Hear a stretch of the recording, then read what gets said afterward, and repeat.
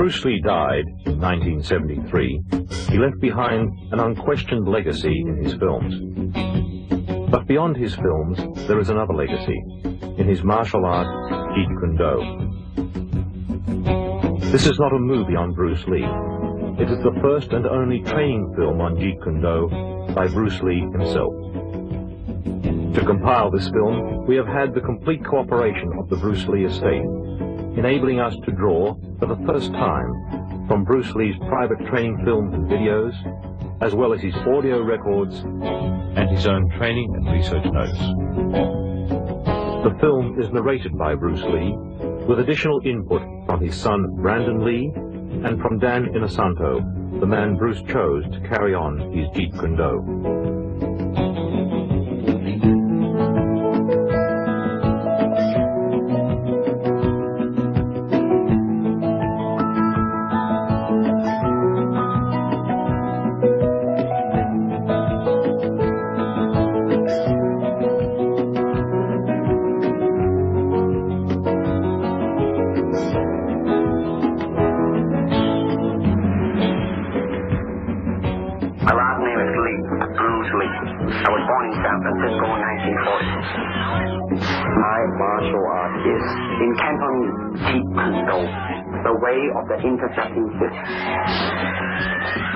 In case you have missed the recent new Jeet Kune Do, of which I am the founder, has been elected and accepted into the Black Belt Hall of Fame in America. This marks the first time a recently developed form of martial art is nationally accepted. No, Jeet Kune Do is not thousands or even hundreds of years old. It started in around 1965 by a dedicated and intensified man called Bruce Lee. And my martial art is something that no serious martial artist can ignore. I met Bruce Lee in 1964 through Ed Parker, who was my Kempo karate instructor at that time. And it was the first year of the first international karate championships held in Long Beach. When Bruce arrived in the United States, he had the training in Wu-style Tai Chi, sometimes in Hong Kong they call it Unga. And he had the, of course, training in Western boxing. He had training in fencing from his brother. That's Epee, that goes from toe to head. He had training, obviously, in Wing Chun. And the other area was the training he had received in, they call it Buk Pai, or it's Tam Toi. He knew 12 sets in Tam Toi. And then believe he traded with a Choi Li Fat man. So those are the arts that Bruce brought into the United States. In the beginning, he used the Wing Chun as the base system, or the first system. But as time went on, he went away from that, started to extract different things from different systems and put it to his personal use. That's why we say absorb what is useful and reject what is useless for you. That's the concept. Okay? He says using no way as a way. In other words, it's not a Japanese way, it's not a Chinese way, it's not a Korean way, it's not an Okinawan way, it's not a Filipino way, it's not an Indonesian way. He's saying using no way as the way. You are the way. Okay? And he's saying using no limitation as a limitation. That's the concept in Jeet Kune Do. That means I don't limit myself to a Filipino style or an Indonesian style or Malaysian style. I use what is useful for me, because at certain times a certain art may be useful under a certain environment. Kung Fu is originated in China. It is the ancestor of karate and jiu-jitsu. It's more of a complete system, and it's more fluid. Kung Fu can be practiced alone or with a partner. Practicing alone, they involve form. Some imitate a crane, a monkey, a praying mantis. Martial arts include all the combative arts like karate or karate, judo, Chinese kung fu or Chinese boxing, whatever you call it. All those. You see, like Aikido, Korean, I can go on and on and on. But it's a combative form of fighting. I mean, it's not, some of them became sport, but some of them are still not. I mean, they use, for instance, kicking to the groin, jabbing fingers at the eyes, and things like that. He mixed his trapping into grappling. He had 32 different sequences, as you could see in The Game of Death and the Way of the Dragon. Those two films, he was getting into grappling, the face locks, the head locks. Originally, Bruce taught us various different trapping methods. For instance, if the punch was to come and we were to trap it, we would come back here and we would lock up. This would be the lock-up positions that we would use. To me, okay, to me, ultimately, martial art means honestly expressing yourself. Now, it is very difficult to do. I mean, it is easy for me to put on a show and be cocky, and be flooded with a cocky feeling and then feel like pretty cool and all that. Or I can make all kinds of phony things, you see what I mean, blinded by it. Or I can show you some really fancy movement. But to express oneself honestly, not lying to oneself, and to express myself honestly, that, my friend, is very hard to do.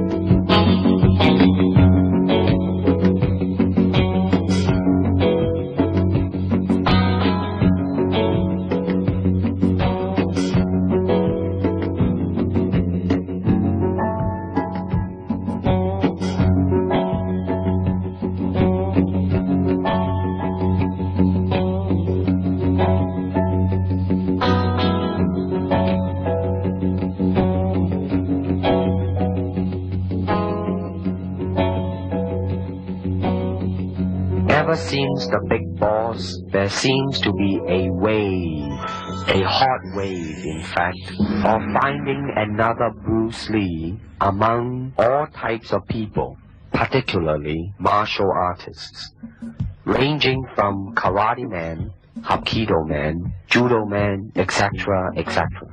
Forgetting about whether or not they possess the ability to act, just so as they can halfway decent to kick or punch, and hopefully, knowing a few tricks or gimmicks, the producers will make them a star.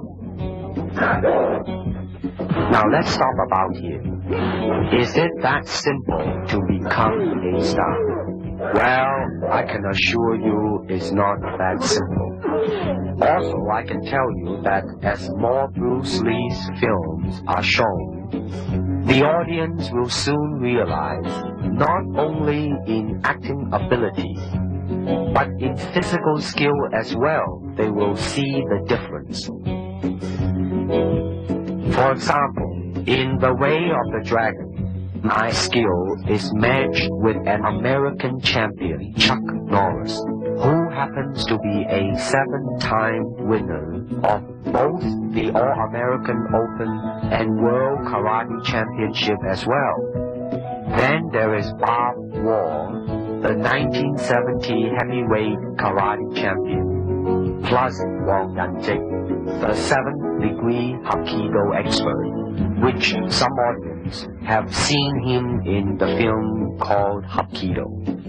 Of course, it is only movie making, people will say, but I'm sure that the audience are not so insensitive as to not be able to see and judge by themselves and compare these men's speed, power, rhythm, coordination, versatilities, etc., etc.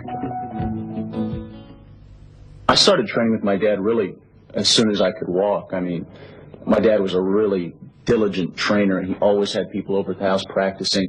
My dad had a circle of students that were close to him, and so they were friends of our family. And one of those men, Danny Inosanto, continued to be my teacher, so it's kind of a nice unbroken line. I have his books at home with all of his underlining and his notes in them, and it's fascinating to see where he drew his sources from, from what sources he drew. He's got books on Western fencing at home that he would use, on boxing. I remember he always used to say that you want to try and absorb what is useful, discard what is useless, and add what is essentially your own, and that was kind of his credo in creating Jeet Kune Do. When people ask me the question in interviews generally what my style is, I usually say, well, my father created the art of Jeet Kune Do while he was alive and I have been trained in that. Because it's simple to say that.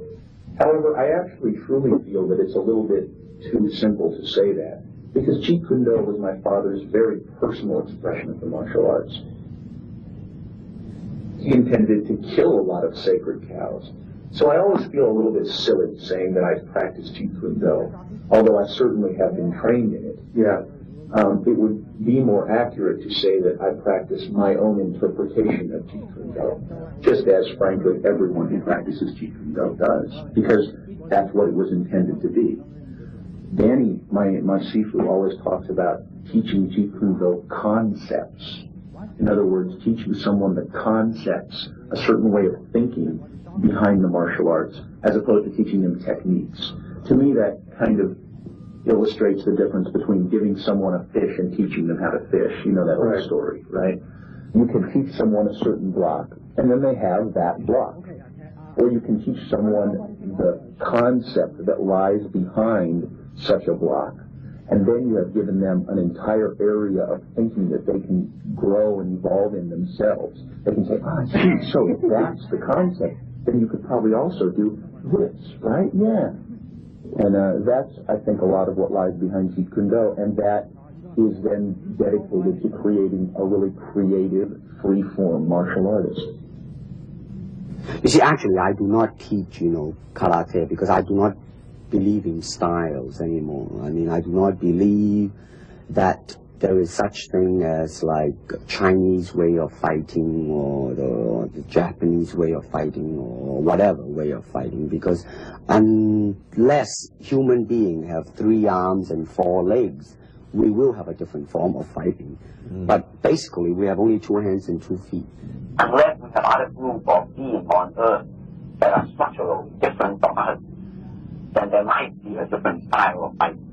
Now, why is that? Because we have 2 hands and 2 legs now. The important thing is how can we use it to the maximum? In terms of path, well, straight line, curved line, round line, they might be slow, but depending on the circumstances, sometimes that might not be slow. And in terms of legs, you can kick up straight, same thing, right? Now, and after all that, then you ask yourself, how can you honestly express yourself at that moment? And being yourself, when you punch, you really want to punch. Not you want to punch because trying to avoid not getting hit, but to really be in with it and express yourself. Now that is to me the most important thing, and that is how can I, in the process of learning how to use my body, to understand myself. Now, the unfortunate thing is, now there's boxing, which use hands, judo, which is throwing.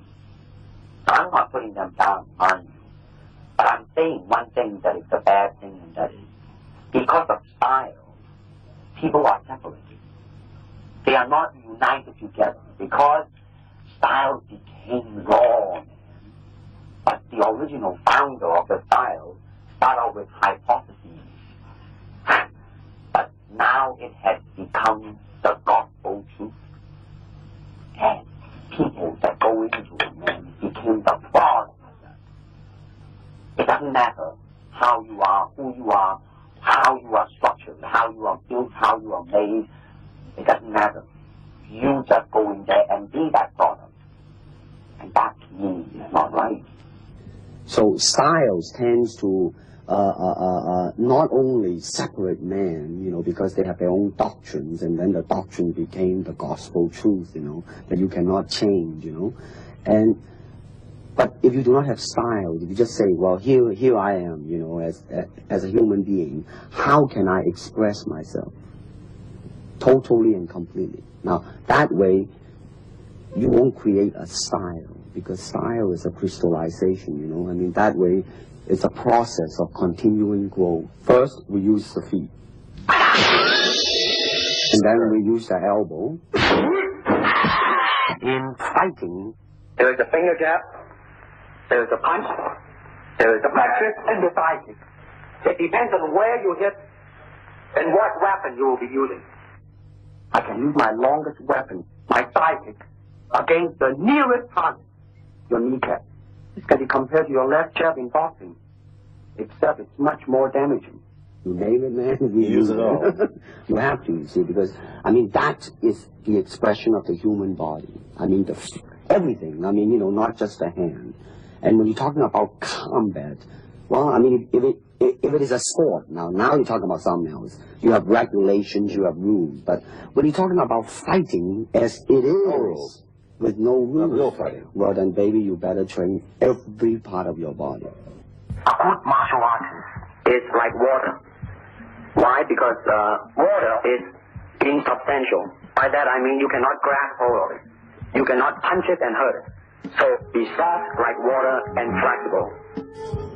Be formless, shapeless, like water. Now you put water into a cup, it becomes the cup. You put water into a bottle, it becomes the bottle. You put it in a teapot, it becomes the teapot. Now water can flow, or it can crash. Be water, my friend.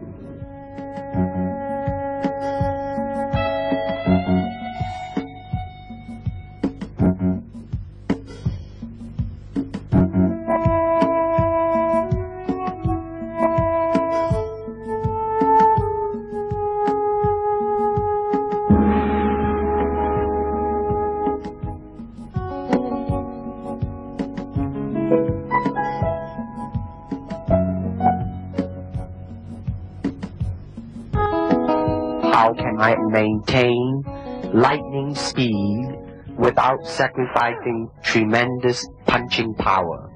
I believe I found the cause of my ignorance. You'll see a Jeet Kune Do punch is very scientific and practical, especially in street situations. Okay, I'm going to start off with the basics. Normally we would taught in the right leg, but I like to go with the left and right leg, so I'm going to demonstrate in the right leg. Okay. Now when the punch comes, you parry it across like this, and as you do so, you strike. Okay. Slow motion. 1. See. 2. You can do it together, or do it separate. You can catch and then go, or parry and then go, or do it together. When you do it together, you're going to hit it. I'm going to give you the side view over here. Slow motion. 1. See.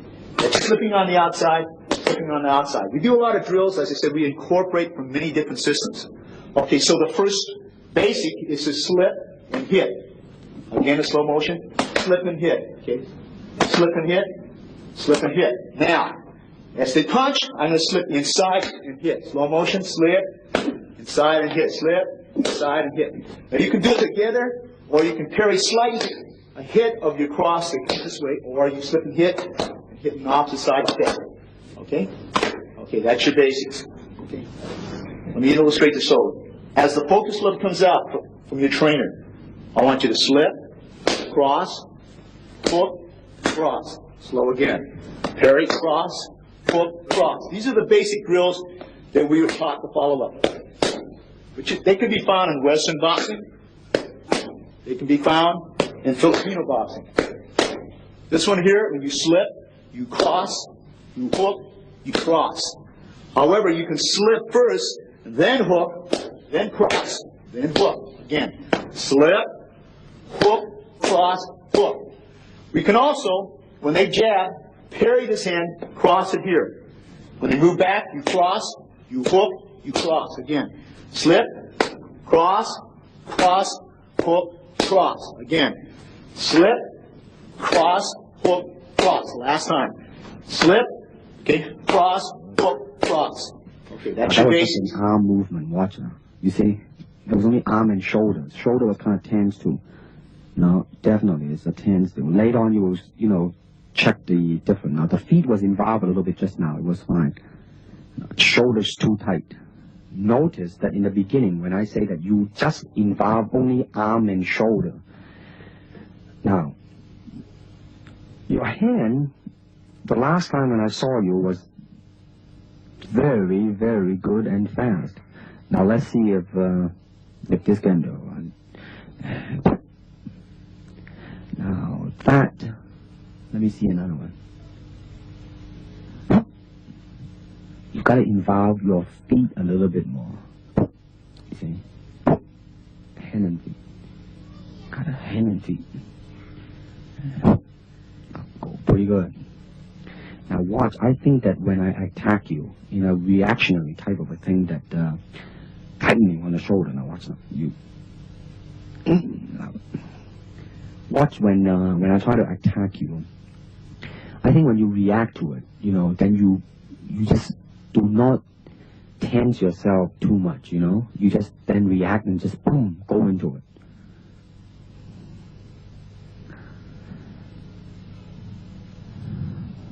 Now that, as I say, use only the hand just now, I say.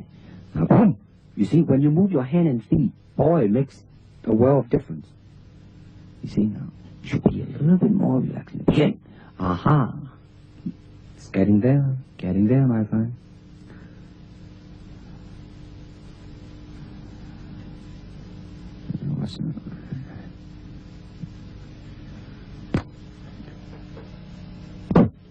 Good. That one was pretty good. Pretty good. No, that was a little bit too tight. Now watch this one.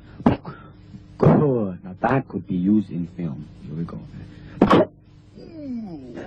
Okay, let's say that this person is standing here. At this point, for purpose of illustration, I might use what they call the sachet, okay, that they use in Savate, which is like that. See, when I come in, I can go into Wing Chun. At that point, I might flow into Western boxing, okay. At another point, I might go into a lock similar to you might use in Jiu-Jitsu, and for the purpose of camera, I'll take the person down like this and lock the person here, and maybe go into any system that employs this type of lock, whether it be Jiu-Jitsu or Aikido or Kali or Punjab Silat. Now you notice that we went from system to system without a flow. Okay? I might stay out here, use any particular kick, break into Wing Chun range, and right from here, use a Muay Thai elbow, right? And for the purpose of camera, I'm going to go slow and come into the various lock position over here. Okay? This is what we call the Jeet Kune Do blend. It is not a system where we go from discipline to discipline without a thought process. And this is very important in the concept of JKD. The karate punch is like an iron bar. Whack! A Jeet Kune Do punch is like an iron chain with an iron ball attached to the end, and it goes whang, and it hurt inside. Hayward Nishioka, the Japanese-American national judo champion, who is also a black belt holder in the Shotokan style of karate, ran a scientific test in a California university to find out the difference between a karate punch and a Jeet Kune Do punch. And the finding is that indeed the Jeet Kune Do punch is more powerful and destructive than the classical karate punch. And when you do punch, now I'm leaning forward a little bit, hoping not to hurt any camera angle. I mean, you got to put the whole hip into it and snap it and get all your energy in there and make this into a weapon.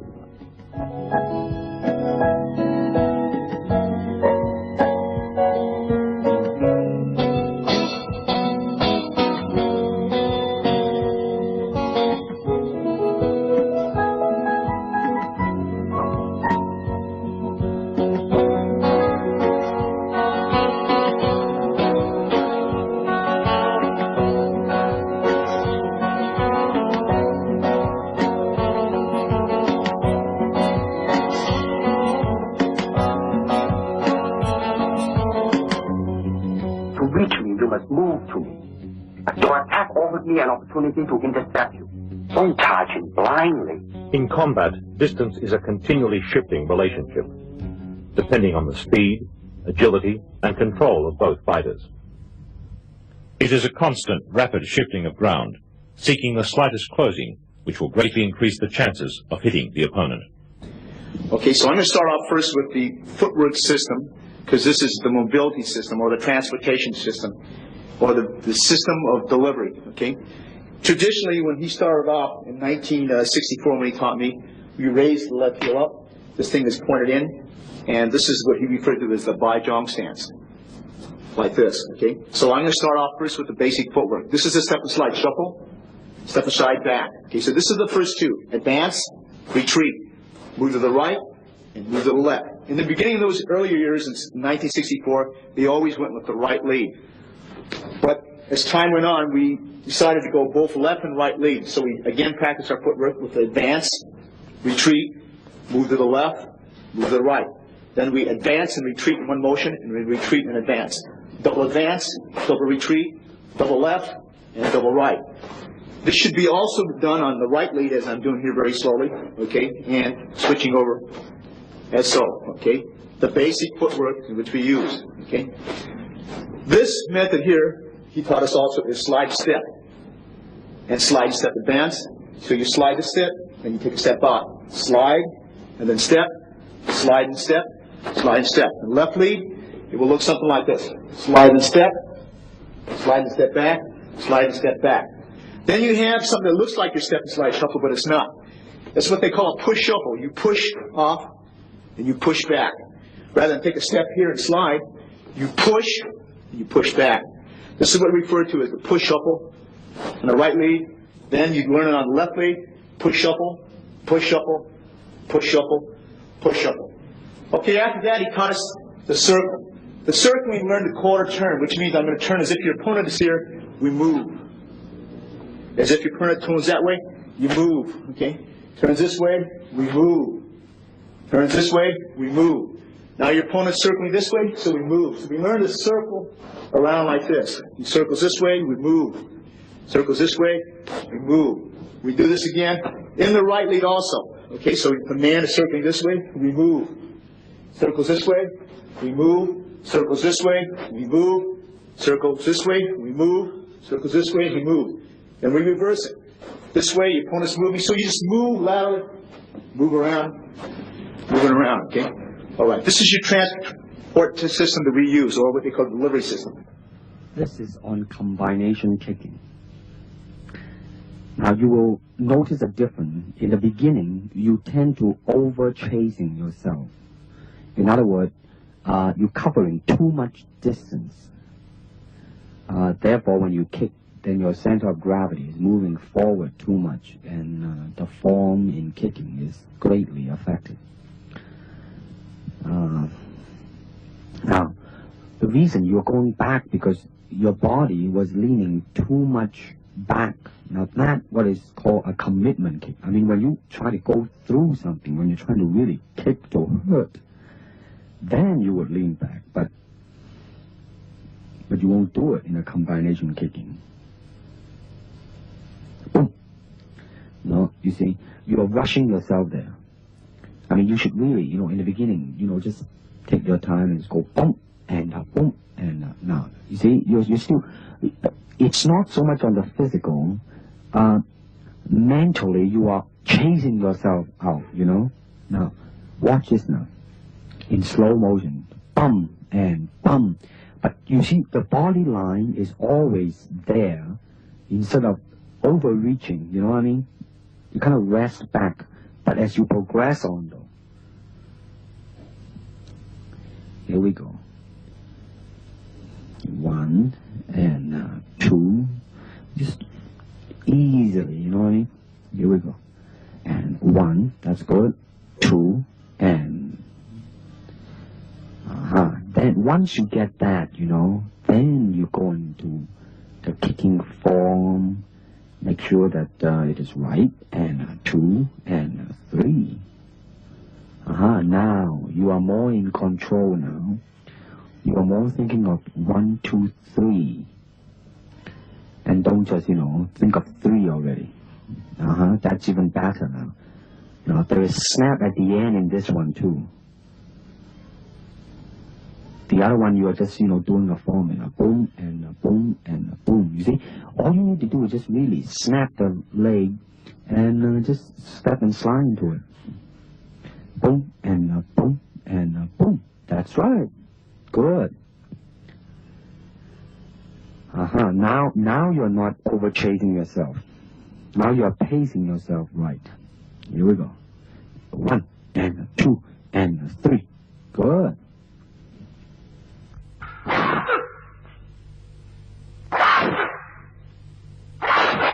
Boom and a boom and a boom. Now, good.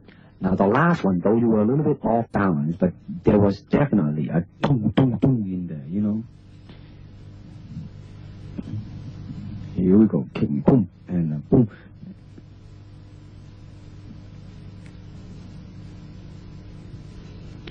Here we go. Boom. Boom.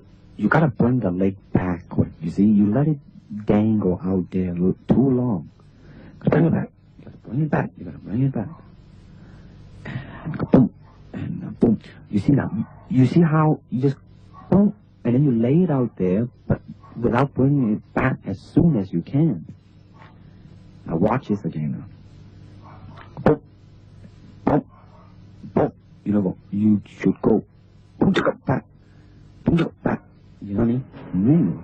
The fighting measure is the distance the fighter keeps in relation to his opponent.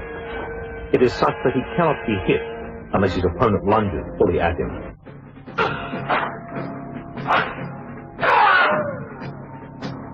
Martial art has a very, very deep meaning as far as my life is concerned, because as an actor, as a martial artist, as a human being, all these I have learned from martial art.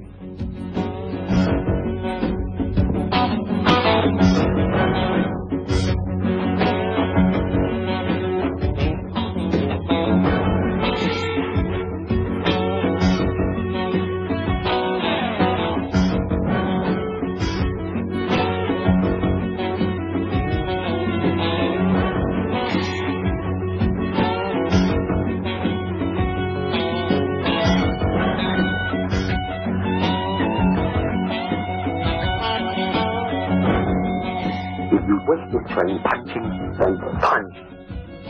If you wish to train kicking, then kick. The power from my kicks and punches are bursting. I demonstrated a sidekick on Ken Knutson, a powerful Goju stylist that moved so fast that he felt as though his eyeballs were still where he was standing. Now, first of all, I noticed that in this tape, that as it progresses, your feeling is more involved in the technique, and consequently, your technique also improves.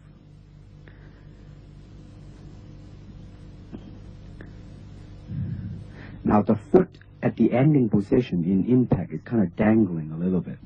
Watch it now.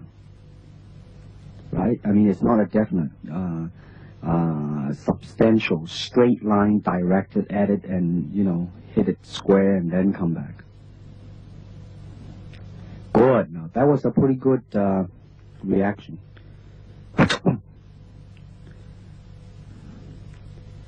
Good. You're pretty loose here. I see your hands dangling loose. And here we go.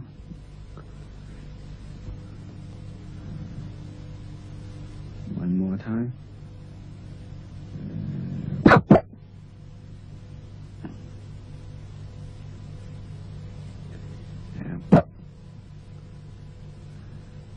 Pretty good.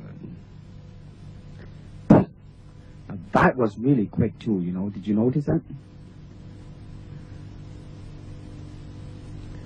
See, the thing to watch out really is the initial, a little bit yawning there. The thing to watch out is you have to, the initial part has to be fast.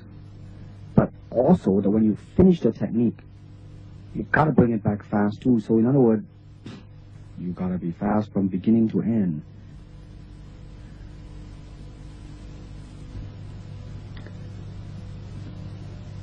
In the spin kick, you will notice a very good lesson in there. Now, just now it was a little bit off. The good lesson that I mentioned. Now, you are very you're very much in control of the movement. By too much control, therefore, you're kind of concerned about the execution. Therefore, you kind of, like really tight. Now, that was a pretty smooth movement. But now watch this now. Now, right now, I'm telling you to, really just forget about it. Just do it. Now, boom, you see, right on the target. When you just ease the burden of your mind, you just do it. Now, watch the next two kick now. Just go, boom, right on the head, man. And good speed, too. And boom, boy, right on the head. See, now that's James Coburn in there, kicking. You see what I mean now? You really just, shoom, and go into it. You feel the difference. When I put my body behind the kick, I mean, you gotta put your whole kick into it and just pour your energy in there and make your kick into a weapon. Now, let's see what, in this one, I want to see the initial speed and suddenness of your attack. This is just a simple attack, I think a side kick. And I just want you to see how, go in there. Now you're bouncing now for the sake of bouncing. Now, boom. Now, that one's not there. Now, that one now. You have good intention, you made up your mind, you just go. Not bad, not bad. Now, notice your kick when you finish, you just let it drop down, you do not bring it back quick enough. Now, your initial was quick. If you bring it back quick, the whole kick would just look like a boom. Now, again, you see, you did not bring it back again. You move, and boom. Good, very good suddenness. Again, you notice your leg, you did not bring it back.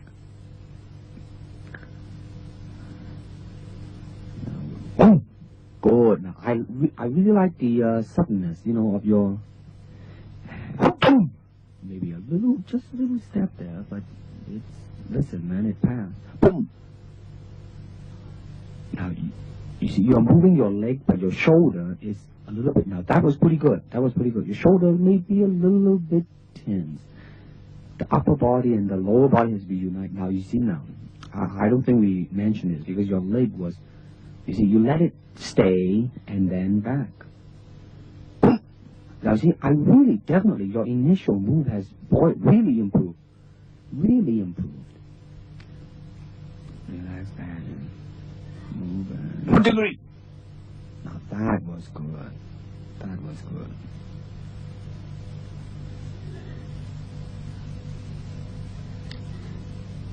Boom. A little bit low.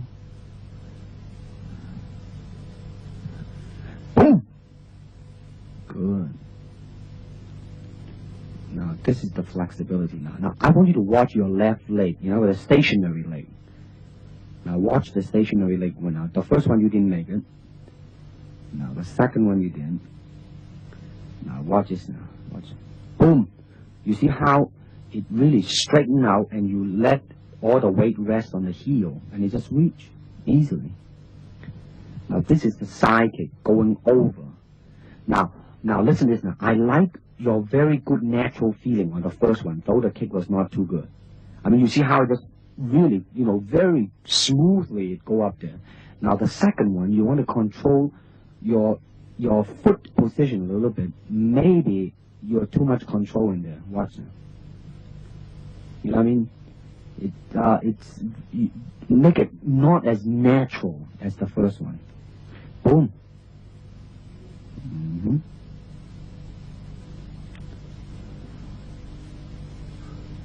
You see now, when you do it right, man, when it touches, the left leg is all stretched out, and it's just an easy type of a thing. Now, I think we are comparing. I let your leg dangle out there. I asked you to do it because, so you will get a feeling of it. Now you're going to bring it back quick now. Watch this now. And, you see? It was kind of a little bit off balance in the last one, but that's all right. Now you're going to go sideways. Watch now. I like the second one better than the first one. It was more directional in it. Good. Here we go. One more time. too low. Second one's okay. See, you come back in one straight line. Here we go. Now watch this illustration. You gotta exaggerate the bringing of the leg back, you see? Back. Okay, watch it again. You see, exaggerate the pulling of the leg back. Make it look much more faster and more forceful. Watch this now. I like the naturalness of your kick. Watch this now. You see, at the end, there was really the feeling there, you know? Get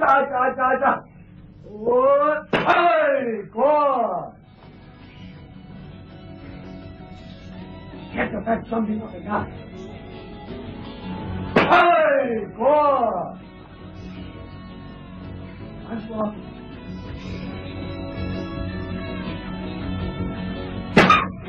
Good.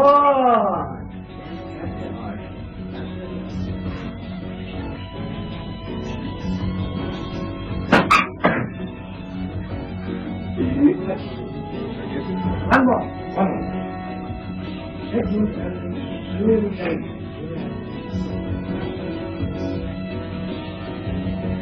You want to? I see what happens.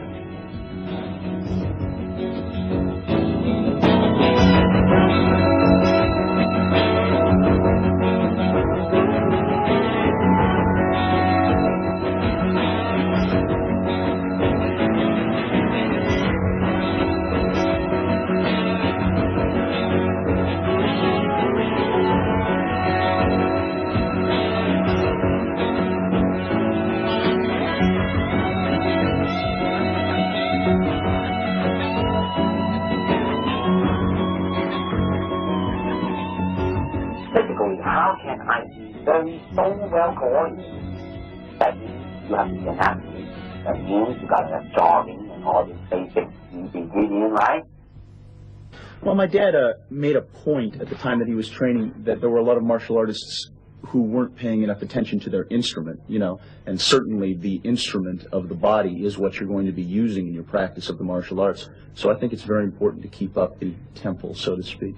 I'm interested in that point you reach where you actually fail from exhaustion. That's something, whether it's a weight training exercise or a cardiovascular exercise.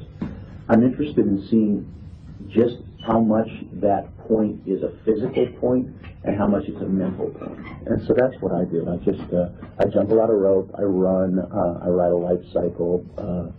I much more prefer to go out and actually ride a bicycle or run and see some scenery. And then I work at the academy, which is on some levels a very cardiovascular workout. Some of the classes I take, like the Muay Thai kickboxing classes, a hell of a cardiovascular workout. Yeah. And then some of the classes are more technique oriented, so you're not huffing and puffing so much as you are just learning individual techniques. And then I work out at the weightlifting gym, where I do 2 body parts a day, pretty much, and then I break that up occasionally. So I do like back and biceps on one day, chest and triceps on another day, or something else, and delts and legs on the third, or something like that. And it was just switch it. I found that was generally the best thing to do, whether it was with a high weight or a low weight. And what I understood the process to be was that working with heavy weights would build mass, whereas working with low weights was intended to build like density and really carve out the muscle a lot more. And since I personally have never been interested in getting large as much as just getting cut, I tended to work with a lower weight. But then to me, getting cut is also mostly a question of vascularity. It has to do with how much body fat you're carrying. So I've always done a lot of cardiovascular work because that's also real world power too. I mean, I suppose it's good if you want to pick up heavy objects that have large muscles, but cardiovascular stamina is something that seems to come in handy a lot more often than a large muscle would. You go down to the academy and you try and do a 3-minute round on the Thai pad. I don't care how big your muscles are. If you don't have a real good cardiovascular system, you're going to be dead in about 45 seconds. I'm still going to be going. Now, you want to kick it when it's coming to you. That's right. You let your foot jam.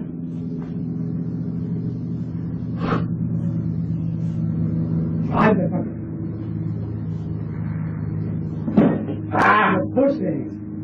Okay, now Jim, go kick a bean bag and give me the thrust the sucker. She kick them up.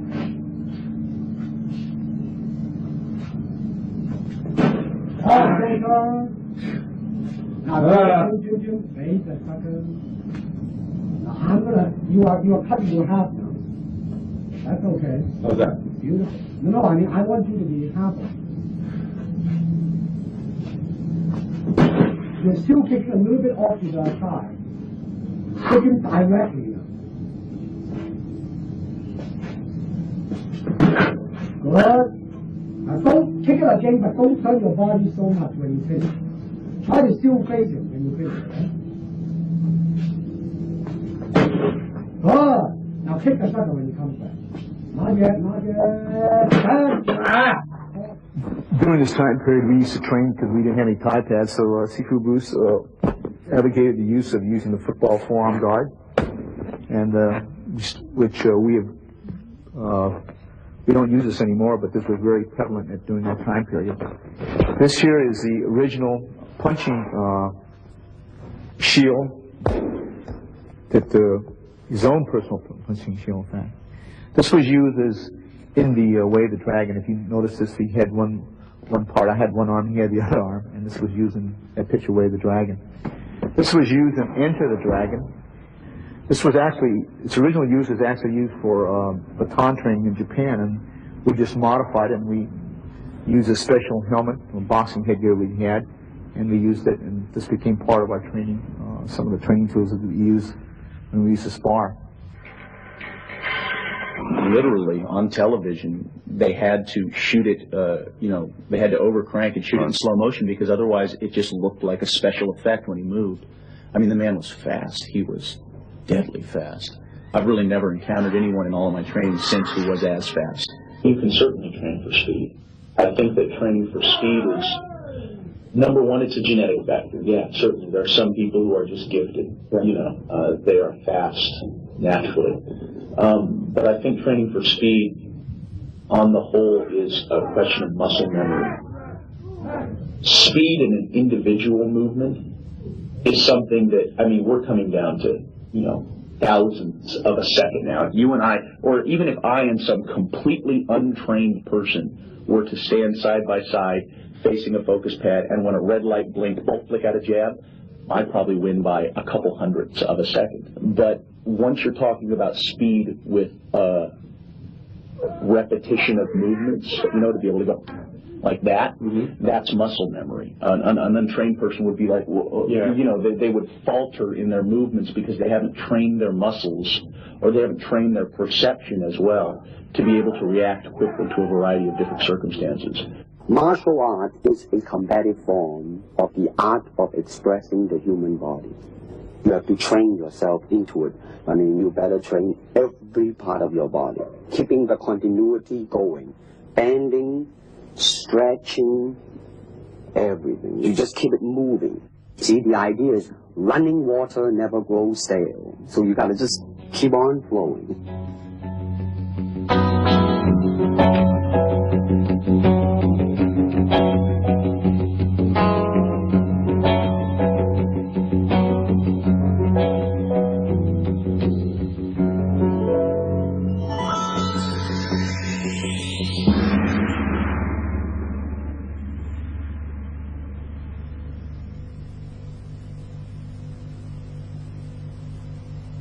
When the opponent expands, I contract. And when he contracts, I expand. And when there is an opportunity, I do not hit. It hits all by itself. To me, at least the way that when I teach it, all type of knowledge ultimately means self-knowledge. So therefore, they're coming in to and ask me to teach them not so much of how to defend themselves or how to do somebody in. Rather, they want to learn to express themselves through some movement, be it anger, be it determination, or whatsoever. So in other words, what I'm saying, therefore, is that he is paying me to show him in combative form the art of expressing the human body. Jeet Kune Do is not a style.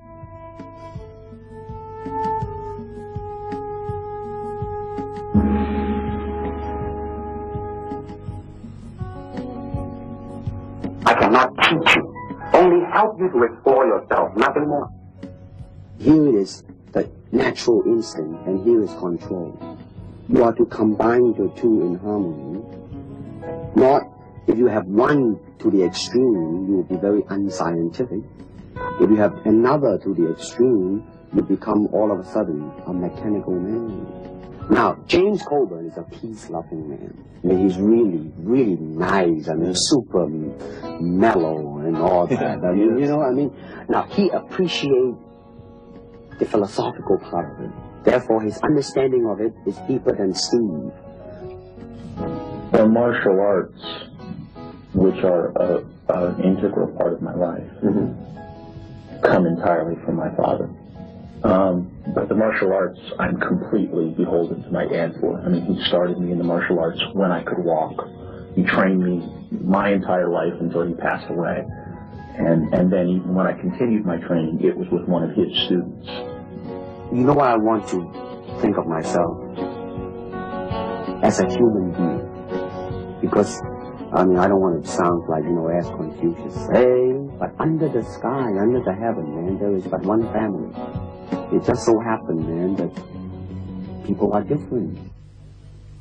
A good martial artist does not become tense, but ready. Not thinking yet, not dreaming. Ready for whatever may come. When you move down the road towards the mastery of the martial arts, and you are constantly moving down that road, you end up coming up against these barriers inside yourself that will attempt to stop you from continuing to pursue the mastery of the martial arts. And these barriers are such things as when you come up against your own limitations, when you come up against the limitations of your will, your ability, your natural ability, your courage, how you deal with success and failure as well, for that matter. And as you overcome each one of these barriers, you end up learning something about yourself. And sometimes the things you learn about yourself can, to the individual, seem to convey a certain spiritual sense along with them.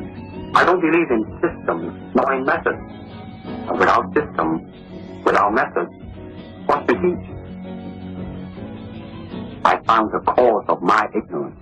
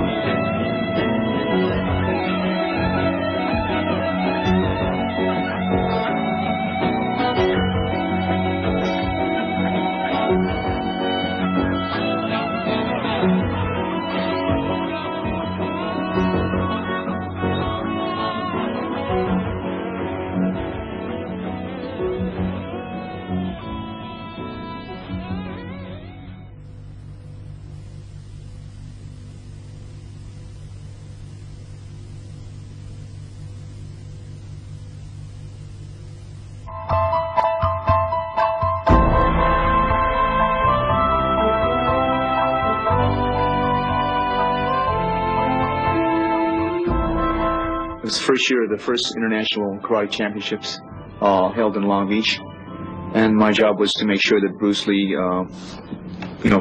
that Parker gave me a certain amount of money to make sure he ate properly and make sure he got back to the hotel room, sort of like his host. And I met him then, and grew to really like his personality, and we became very close friends. When Bruce arrived in the United States, he had the training in Wu-style Tai Chi, sometimes in Hong Kong they call it Unga, and he had the, of course, training in Western boxing. He had training in fencing from his brother, that's Epee, that goes from toe to head. He had training, obviously, in Wing Chun, and the other area was the training he had received in, they call it Buk Pai, or it's Tam Toi. He knew 12 sets in Tam Toi. And then, believe he traded with a Choi Li Fat man. So those were the arts that Bruce brought into the United States. What Bruce did, as relayed to me, that he could never learn from the top man, because in those days, Kung Fu practitioners were quite prejudiced, and they didn't usually share the knowledge with other people from other styles. So what Bruce did, he knew that, so what he did would go to the second or the third or fourth man in the system and say, well, look at how would you like to learn Wing Chun? And I'll trade you my Wing Chun knowledge for your praying mantis. Let's say it's Northern praying mantis. And that's what he did, because he knew that the head instructor wouldn't teach him. So he did that in Southern mantis. Southern mantis, I believe he trained straight with the man. But a lot of the styles that he trained in Chinese Kung Fu, the way he picked it up with, he would exchange the knowledge of Wing Chun for different styles. And of course it was between him and the person he traded with. So he usually picked the second or third or fourth or fifth man within the hierarchy or the top five in each Kung Fu system. And then as he approached that, he worked obviously with a lot of Western boxers. A lot of his students were sort of street type fighters. He worked with various different wrestlers and judo man and jiu-jitsu man, and slowly went away from the traditional or the classical way of training in Kung Fu, and he sort of changed the methods. In other words, he did away with the classical traditional ways of forms, but I think he still kept the forms, but he separated between what was the forms and what was the way he wanted to train for martial art. He referred to the forms as martial art gymnastics, and that's the first part that you would see. Because when I first learned under Bruce, he was teaching me sets. For the first 6 months of my training, I learned sets, and I was learning a set in Northern Mantis, and the first set in Wing Chun, and a little first part of the Wu system, Tai Chi Chuan. And then within about 3 to 6 months, it's hard to go back in my memory right now, but he said that's not where it was at, and he just completely stopped teaching me that, and went into this what I call his way of thinking, his way of training.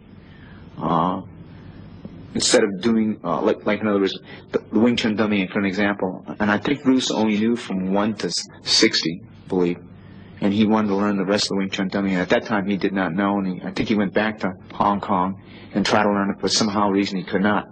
So he felt that the first 1 to 60 was very important. Instead of training from 1 to 60, he would take a portion of that 1 to 60 and train that thing over and over and over and over again. That's the way he taught.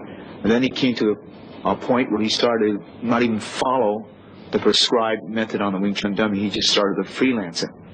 And that's what he did with the forms. He just took a section of the form and shadow box it, pretty much like a Muay Thai fighter would do. He would shadow box the movements, right? Or like a Western boxer would shadow box.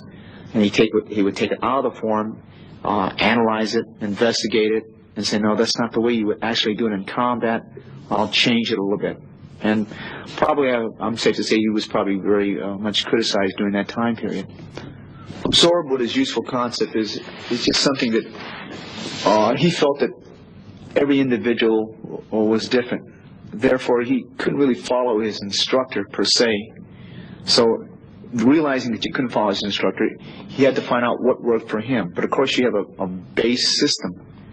And so his interpretation is that you could, say, unite Wing Chun and flow right into Jiu-Jitsu, and go from Jiu-Jitsu into Western boxing, and Western boxing out to Savate or out to Muay Thai, and go back and in and out of various disciplines. This was his idea, and he seemed to, as people said at that time, get away with it. But a traditionalist might frown on that, because that's not the accepted way. There are some people that, when you study with them, whatever the style is, they want you to say strictly Chole Fat, or let's say Chole Fat, for instance.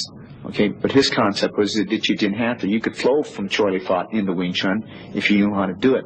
You can flow from Chole Fat into Western boxing hands. From Western boxing hands, you can flow into Jiu-Jitsu. You can flow into grappling. So absorb what is useful is technically what he's trying to say is from a book called The Art of War, Sun Ji. He says absorb what is useful, reject what is useless, and add specifically what works for you. So that's basically the philosophy behind absorb what is useful. Transcending technique is many ways you could do this, but the techniques really aren't that important. What makes a technique, in my opinion, is the timing, the rhythm. Okay, your personal attributes like your agility, your balance, your coordination, dexterity, stamina, strength for that certain time period. The technique has to fit the individual. Technique has to fit motion, both your motion and the opponent that you're flowing with. That's the important part about technique. So attributes, according to Bruce, were probably more important than technique. Developing speed or stamina or strength, those were attributes that you do use in combat. And that's, I think, what he was trying to say there, that you got to transcend the technique, both physically and mentally. Having no limitation as a limitation, the philosophy behind that is that if you are trained in a particular martial art, let's just call this a Japanese style, they might see something in another style that they like, let's say another Chinese style.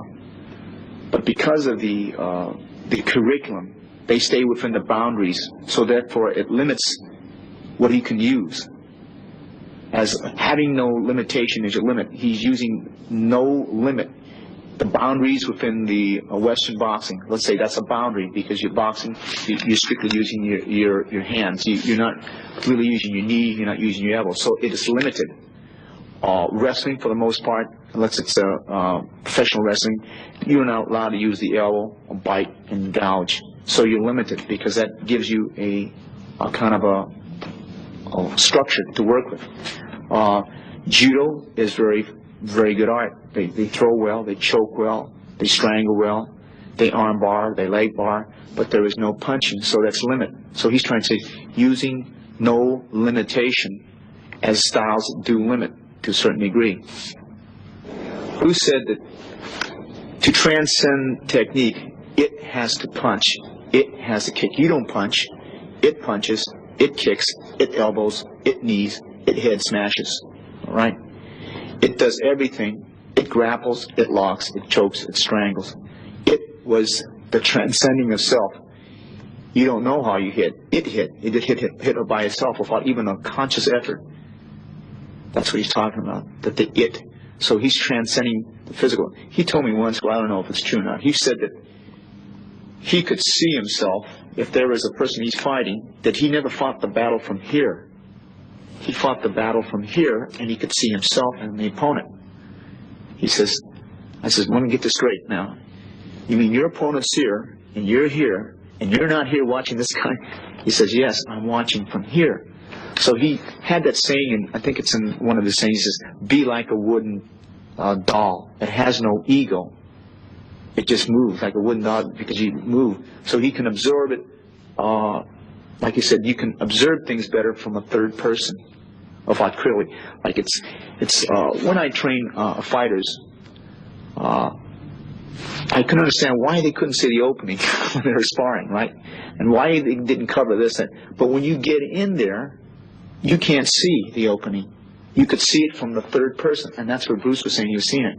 For a good example, when I played football, if I made a good run, it was so effortless. When you're up there in the stadium, you can see the openings where he should have ran left and right. But when you're running with the ball, you can't see the openings sometimes. Right? Your coach from the bench can see it, and your scout up there in the stadium can see where you should have ran left or right, or you should have put on a speed, or should you stop short and cut to the left or to the right. But when you're in the heat of it, you really can't see it. Right?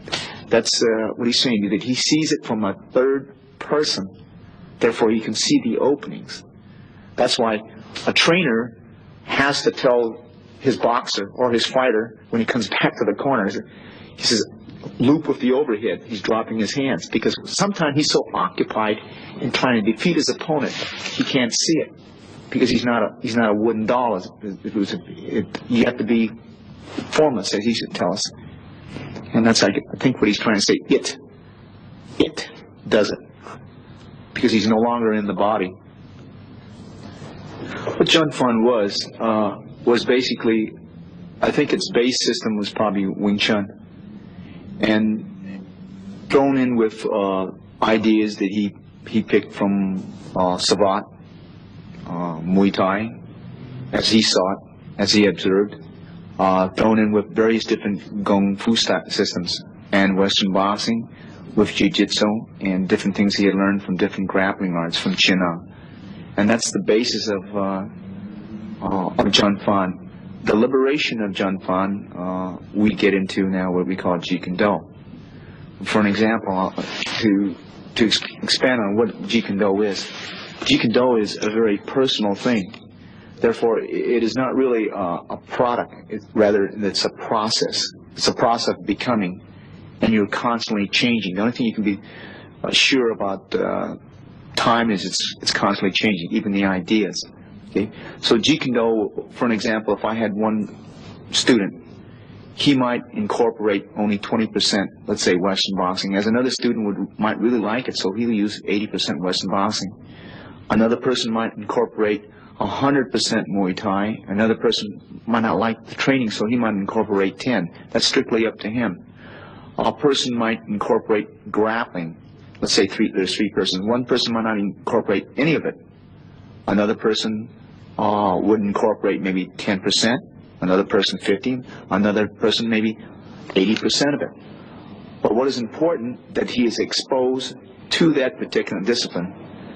The way I'm moving now, I use the discipline to develop attributes. That's the key thing. Because I believe, like Tai Chi Chuan, for an example, it has a lot of good characteristics that I like. You know, it sort of calms the system down, and it has balance. It promotes balance, and it has good body control when you do it. Muay Thai, the advantage I think there is that they are really, as far as conditioning in the martial art, I consider them to be the most highly conditioned martial arts out there. So I like to incorporate that aspect of it.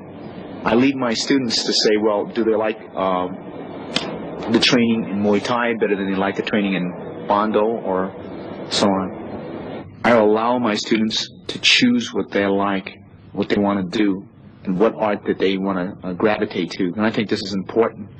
Just as when people go through public school, you should give them a base study course, but you allow them after they come out to pick what they want, whether they want to concentrate on music more, or art, or on math, or on science. So Jeet Kune Do is just the same thing. You concentrate on your effort. A Jeet Kune Do technique could be a boxer's left jab. It could be a boxer's left hook. It could be a boxer's uppercut. And it could be a cross. It could be a Muay Thai kick on the thigh. It could be an elbow from Muay Thai. It could be a knee from Muay Thai. It could be a wrist lock from Jiu-Jitsu or Aikido. It's whatever works. So Jeet Kune Do technique, you can't really classify a Jeet Kune Do technique. And in the way of in the realm that Bruce had it, it's absorbing what is useful for you. Since it is not a style, we use maybe certain disciplines to get certain attributes, to develop certain things. So there is no Jeet Kune Do technique as per se, as the way he founded the idea. Many people refer to it as a style, but it's not a style, because it's not a style as a product. And as he used to tell me, it is a process. It's a process of constant growth. And what is Jeet Kune Do for you now might not be Jeet Kune Do for you 6 years down the line, because of age, because of time, a factor of training and things of that nature. Jeet Kune Do now, since there's a lot of disciples that came from Bruce, and I have a lot of students, each is developing it in the way that they think it should be developed. Some people don't want to come out, they want to stay in the garage and teach 1 or 2 or 3 students, that's fine too. Others want to promote it more, get it into the limelight a little bit more, and that's fine too. Like, for an example, Daniel Lee, he teaches Jeet Kune Do, but his main thrust is Tai Chi Chuan. He promotes it through Tai Chi Chuan. As Richard Bustillo is more into Western boxing, he's more into kickboxing. He takes that aspect of Jeet Kune Do and tries to push that aspect.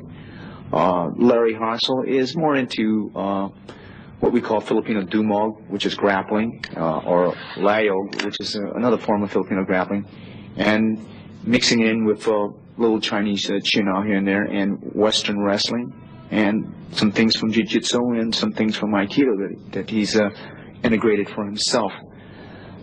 So Jeet Kune Do, the only worry that I have is that some of these people might lead the disciples down one particular path and say, this is Jeet Kune Do, and my Jeet Kune Do is the way Bruce Whittaker had it. Another person might say, no, it's in the kickboxing, it's in the Thai boxing, and it's in the wrestling. This is the way Bruce Whittaker had it. Okay, that's the only danger that I see.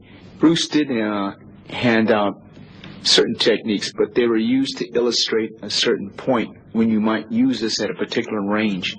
And the thing that he should tell me, there are certain weapons that are good for certain ranges. Like a grenade, you wouldn't use it 5 feet away from you. You might use a dagger. A staff, you might use it for a little bit shorter distance. A grenade would be good maybe if there's a machine gun nest out there 50 yards, and that would be the time to use it. There are certain techniques that are good for certain circumstances. Once a man crashes in and he's in grappling range, you should use it. So there are some people who don't believe in the grappling range, but if you look at any professional boxing match or kickboxing match, they within 2 to 3 kicks or 3 or 5 punches, they're already in clinching range. So you should have a grappling art. You can't afford not to learn it. Okay, some people say, well, I'll finish it all in kicking range. I'll finish it all.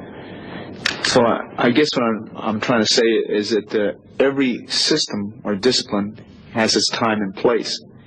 For an example, Bruce used to ask me, he said, Dan, what's the best way of travel? I says, 747 jet, United Airlines. Possibly. He says, well, if you're going across the street, the jet wouldn't be very much use with it. If you wanted to go 2 or 3 blocks, maybe a bicycle might be better than a car. And if you're in the jungles of the Amazon, he says, the Porsche that McQueen drives isn't any good because he can't use it under that environment.